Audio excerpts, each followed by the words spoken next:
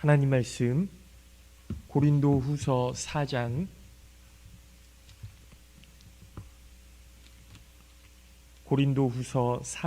7절부터 15절까지 말씀 보도록 하겠습니다. 고린도후서 4장 7절부터 15절까지 말씀, 신약성경 289쪽입니다. 신약성경 289쪽 고린도후서 4장 7절부터 15절까지 말씀, 제가 봉독해서 읽도록 하겠습니다. 우리가 이 보배를 질그릇에 가졌으니 이는 심히 큰 능력은 하나님께 있고 우리에게 있지 아니함을 알게 하려 함이라. 우리가 사방으로 우겨쌈을 당하여도 쌓이지 아니하며 답답한 일을 당하여도 낙심하지 아니하며 박해를 받아도 버린 바 되지 아니하며 거꾸러뜨림을 당하여도 망하지 아니하고 우리가 항상 예수의 죽음을 몸에 짊어짐은 예수의 생명이 또한 우리 몸에 나타나게 하려 함이라. 우리 살아있는 자가 항상 예수를 위하여 죽음에 넘겨짐은 예수의 생명이 또한 우리 죽을 육체에 나타나게 하려 함이라. 그런즉 사망은 우리 안에서 역사하고 생명은 너희 안에서 역사하느니라. 기록된 바 내가 믿었으므로 말하였다 한 것 같이 우리가 같은 믿음의 마음을 가졌으니 우리도 믿었으므로 또한 말하노라.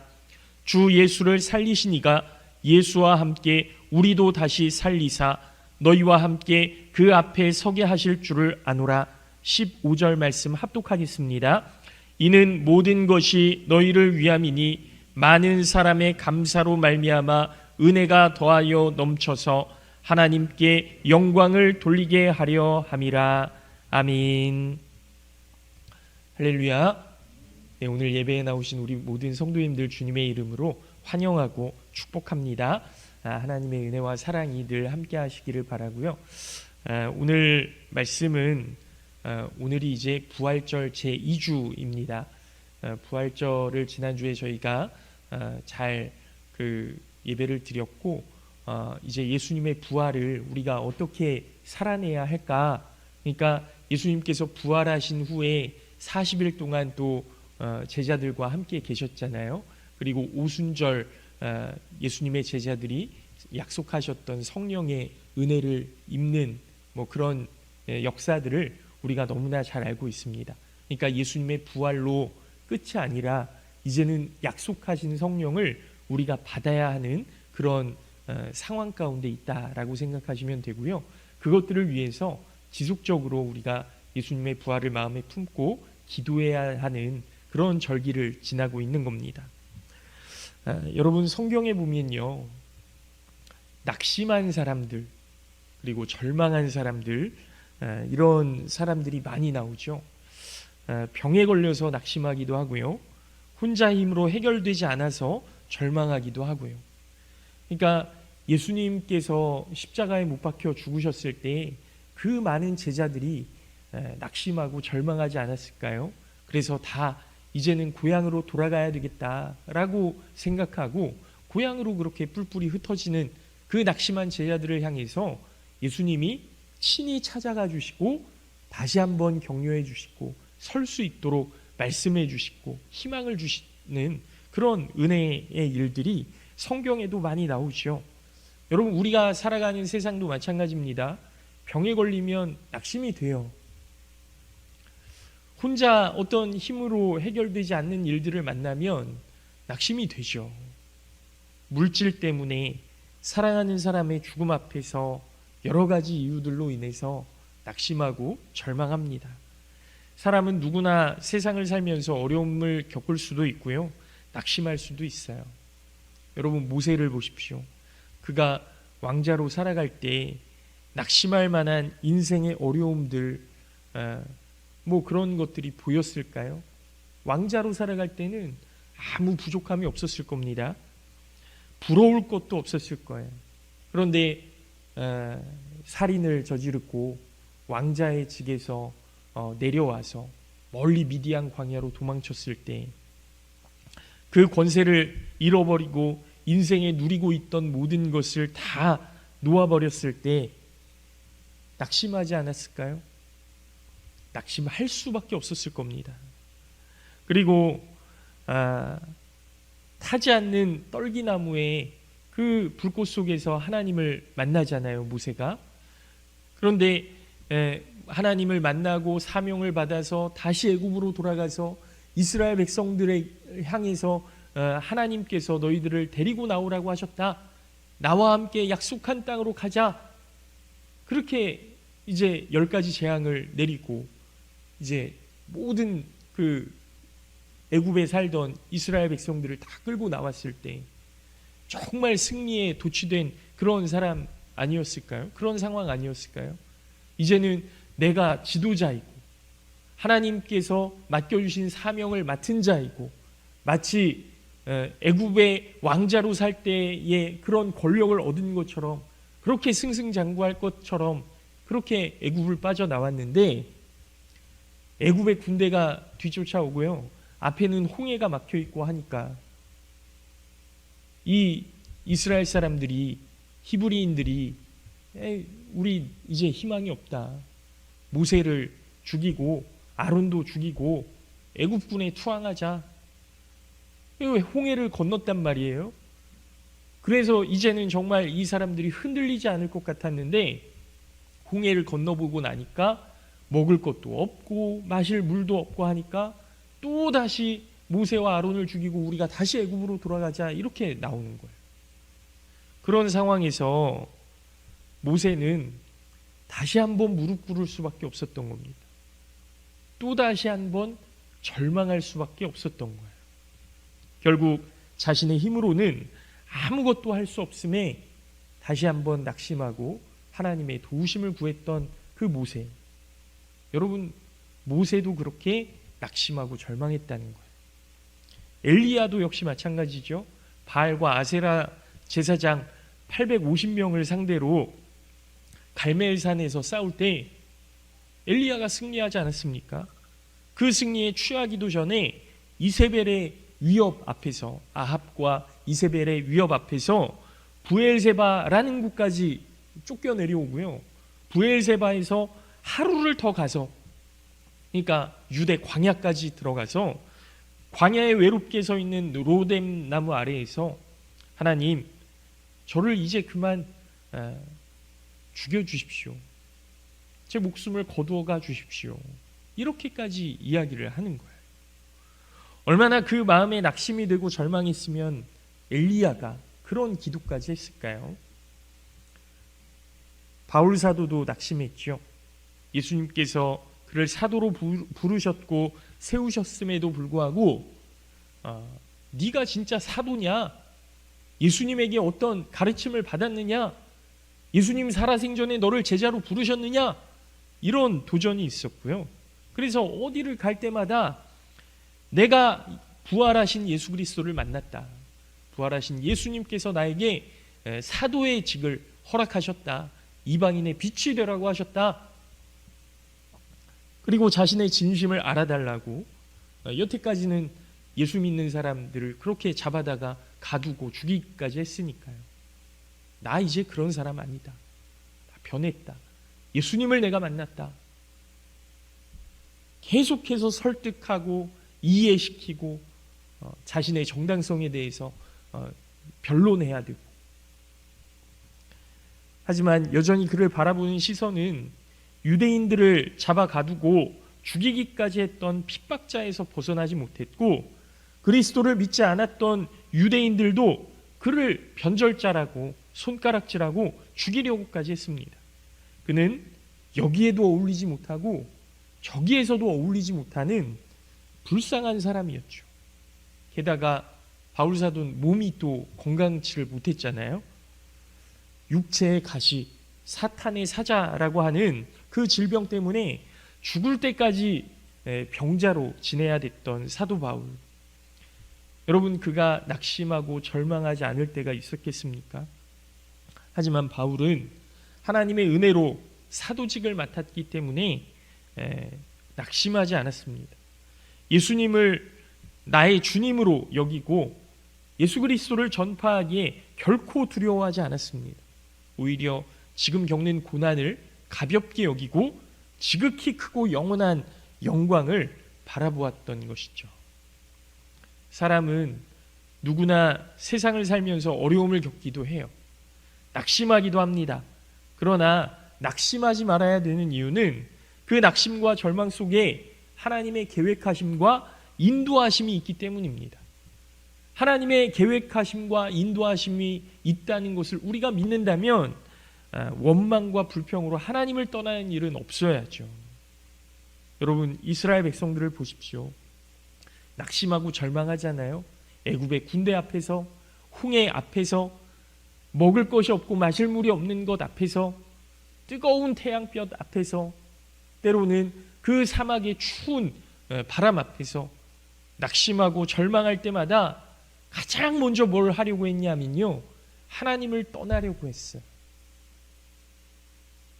여러분, 이런 일은 없어야 되지 않겠습니까?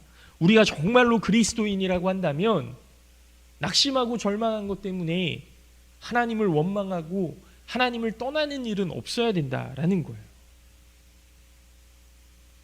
그렇다면 우리가 낙심하고 절망하지 않기 위해서, 우리가 하나님 옆에 딱 붙어 있기 위해서 우리는 무엇을 해야 할까? 첫 번째로, 모든 능력의 주인은 하나님이 되신다라는 고백이 있어야 합니다. 모든 능력의 주인은 하나님이시다. 여러분, 오늘 말씀을 쭉 읽어보면 그 능력은 하나님께서 주시는 것이다 라고 하는 바울 사도의 고백이 잘 드러나 있지 않습니까? 여러분, 바울은 자신을 비롯해서 하나님께 직분받은 자들을 보물을 질그릇에 가진 자에 비유합니다. 보물이 있는데요, 이것을 질그릇에 가졌다는 거예요. 쉽게 깨지는 그 질그릇. 무슨 이야기냐면요, 우리는 예수 그리스도라는 보배를 가지고 있지만 결국엔 뭐예요? 질그릇이라는 거예요. 우리는 질그릇이라는 거예요. 여러분, 요즘에 인터넷 쇼핑을 하다 보면요, 싼 물건이 엄청 많이 나옵니다. 그 중국에서 넘어오는 뭐 엄청나게 싼 물건들이 많이 있거든요. 그래서 저는 예전부터 좀 싸고 좋은 것들, 뭐 이런 것들을 많이 찾았던 것 같아요. 그래서 조금 더 싸게는 못할까, 조금 더 저렴하게는 못할까, 뭐 이런 것들을 굉장히 좀 많이 찾아봤거든요. 근데 저희 아내는 조금 달라요. 저희 아내는 그 비싼 게 오래 간다. 그래도 조금 더 주고서라도 좋은 걸 사야 된다. 이런 생각을 가졌어요. 그러니까 맨 처음에 결혼했을 때는 이런 문제 때문에 약간 좀 의견이 맞지 않으니까 전 이렇게 비싼 거 살 필요 있냐? 이걸 사야 오래 쓸 수 있다. 이것 때문에 좀 많이 말다툼이 있었죠. 그런데요, 시간이 지나고 보니까 누구의 주장이 맞는지 딱 결판이 났습니다. 누구 얘기가 맞을까요? 네, 저희 아내의 얘기가 맞더라고요. 진실은 뭐냐면 싸고 좋은 건 없다. 싸고 좋은 건 또 없더라고요. 여러분, 싸구려 질그릇을 귀하게 만드는 방법. 여러분, 질그릇은요, 이게 불에 구운 게 아니기 때문에 쉽게 깨져요. 그냥 조그만 충격을 받아도 그냥 깨질 수밖에 없어요. 그런데 이 질그릇을 귀하게 만들 수 있는 방법이 뭐냐? 이 질그릇을 귀하게 만들 수 있는 방법, 그 안에 보물을 넣으면 되는 거예요. 그러면 이 질그릇의 가격이 이렇게 껑충 뜁니다.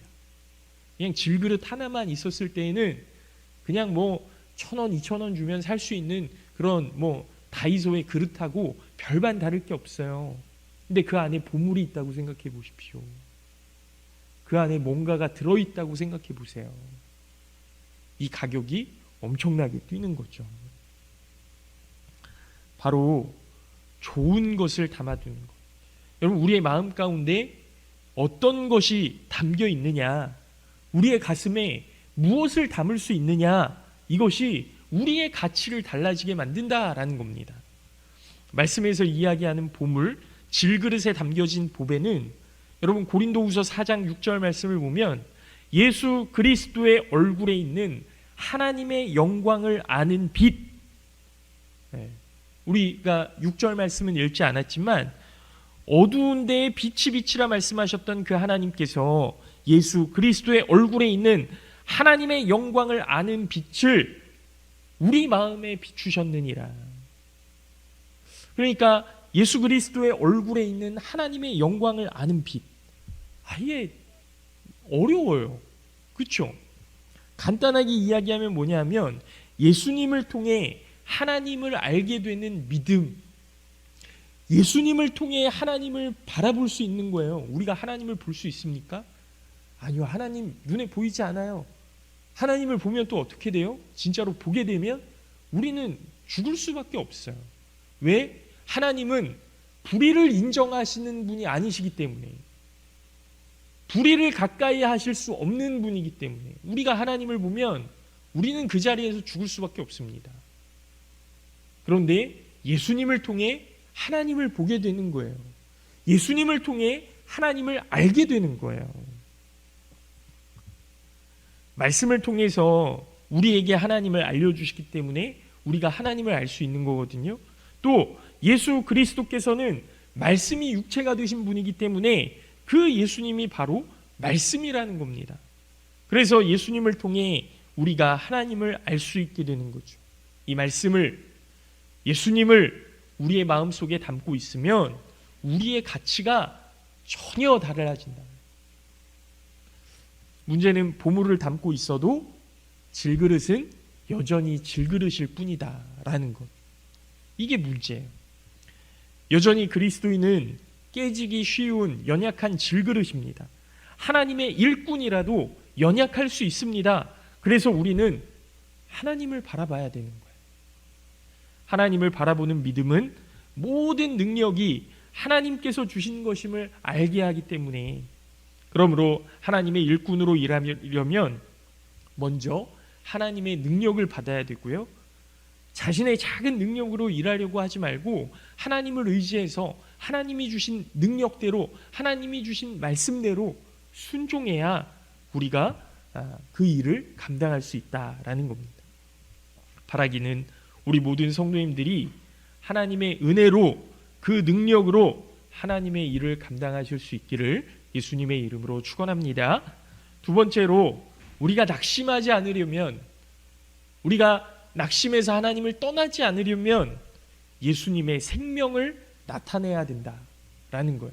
예수님의 생명을 나타내야 된다. 예수님의 생명을 우리가 어떻게 나타낼 수 있을까요? 사실은 하나님이 주신 능력을 인정하고 고백할 때 예수님의 생명은 자연스럽게 우리를 통해서 드러나요. 우리가 봉사하고 구제하고 많은 사람들에게 선을 행할 때 이 모든 것이 나의 힘으로 되는 것이라고 생각하면 그 안에 예수님의 생명이 드러나지 않습니다. 여러분, 어떤 그 신학 그 선배님은 이렇게 이야기하시더라고요. 생명이 뭐냐? 생명이 뭘까요? 생명은 살생자의 명령명자라는 거예요. 살라는 명령이다. 하나님께서 우리에게 생명을 주셨을 때 너는 살아라. 어떻게 해요? 하나님의 영광을 드러내면서 살아라. 하나님을 주인으로 모시고 살아라. 생명은 살라는 명령인 거예요. 이 모든 것들을 다 다스리고 하나로 화합해서 살라는 하나님의 명령. 그러니까 우리가, 여러분, 하나님의 영광을 드러내면서 사는 것이 아니라면 그것은 사는 게 아닌 겁니다. 하나님의 명령이 아니니까 그냥 내 멋대로 사는 거예요. 그냥 이 땅에 태어났으니 사는 거예요.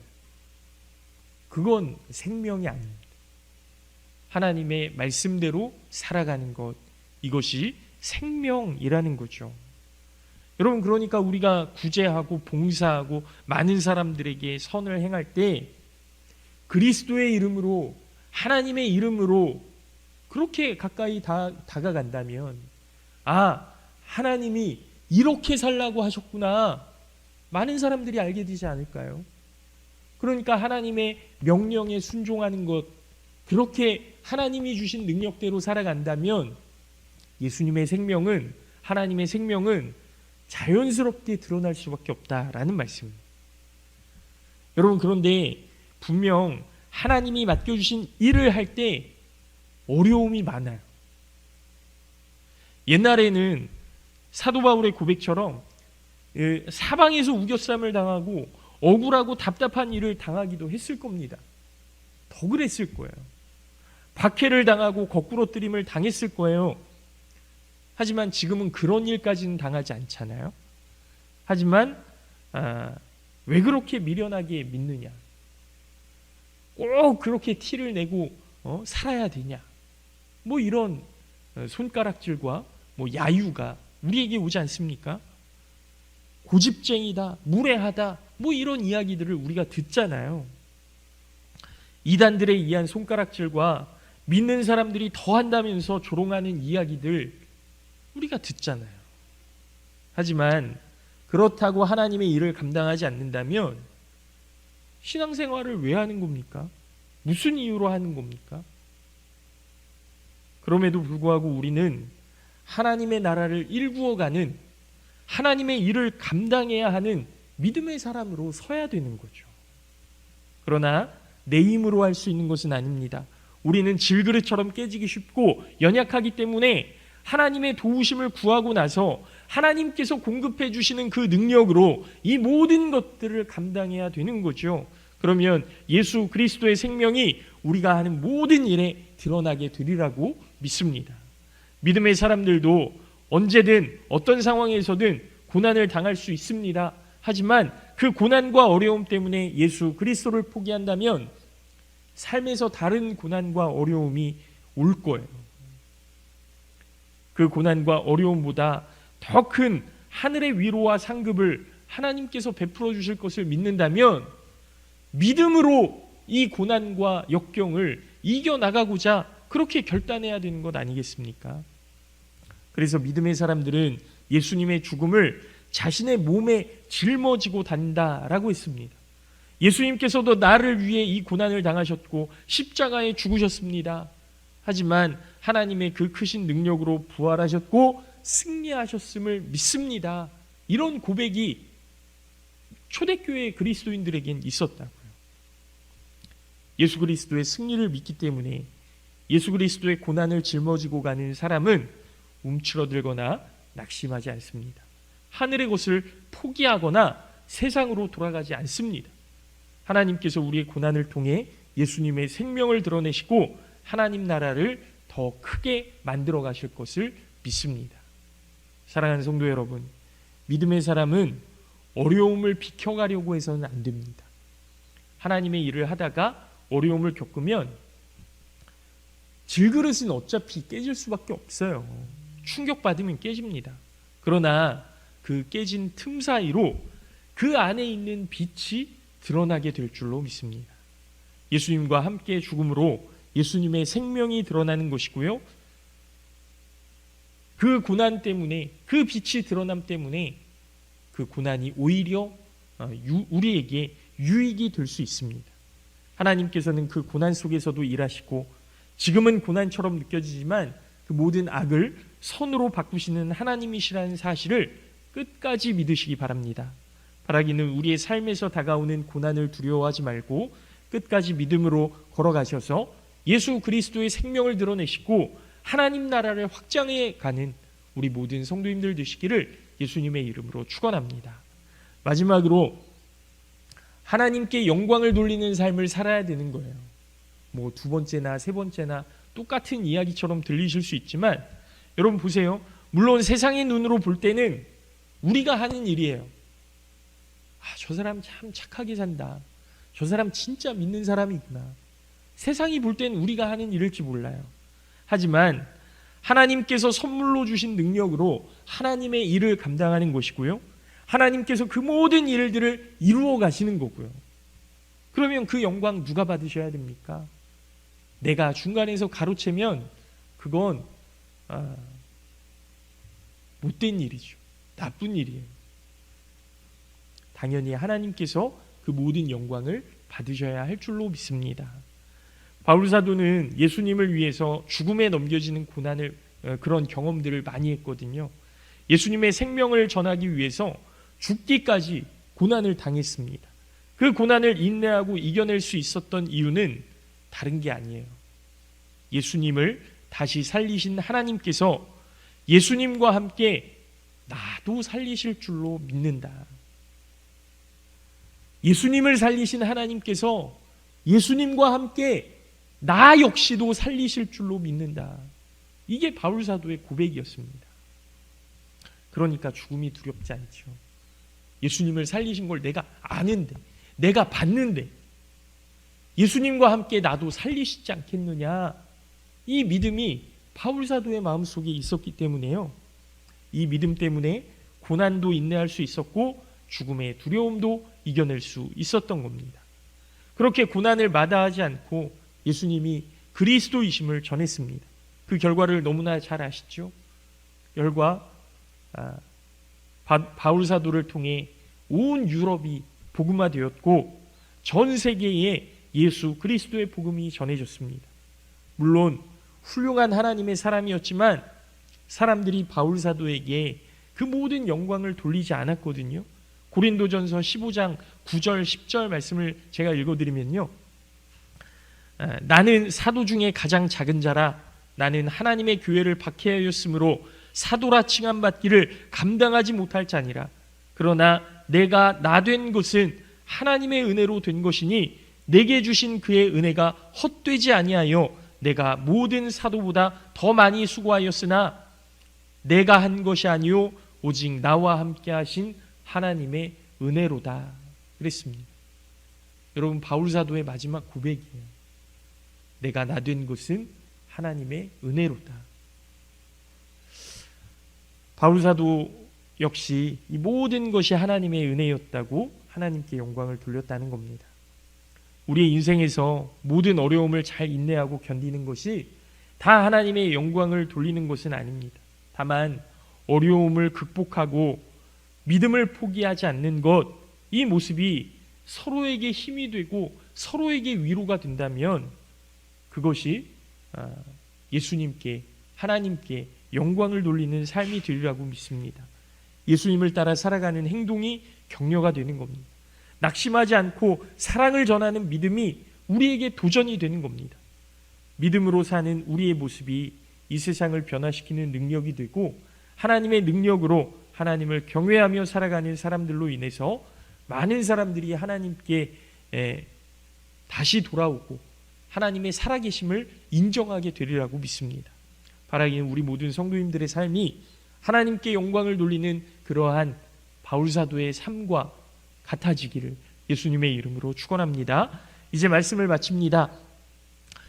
예수님을 시험하던 자 아시죠? 사탄.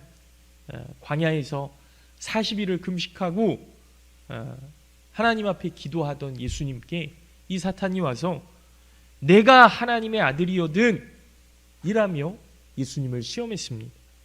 여전히 세상은 우리를 향해 너희가 그리스도인이라면, 너희가 하나님의 사람이라면 이렇게 시험합니다. 그리고 우리는 여전히 깨지기 쉬운 질그릇의 모습입니다.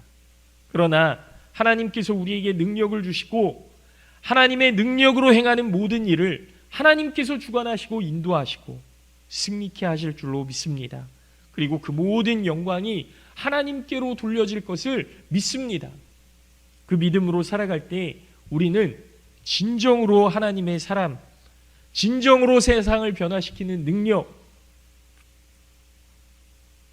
바라기는 그 보배를 우리 모든 성도님들의 가슴에 품으실 수 있기를 예수님의 이름으로 축원합니다. 그렇게 승리해 나가시는 우리 은혜교회가 되고 우리 성도님들이 되시기를 바랍니다. 바라기는 우리 모든 성도님들이 이러한 믿음으로 질그릇을 넘어 하나님의 사람으로 승리하시는 믿음의 사람들이 되시기를 예수님의 이름으로 축원합니다. 잠깐 기도하겠습니다.